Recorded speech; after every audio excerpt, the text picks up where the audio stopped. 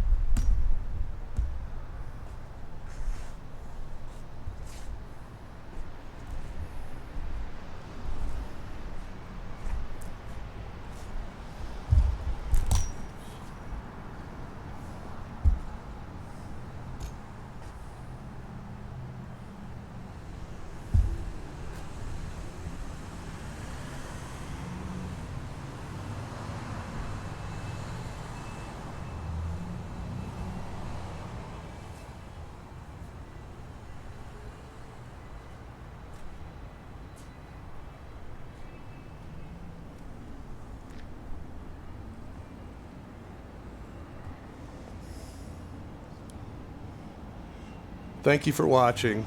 I appreciate it. I hope everything goes well with you. Thank you.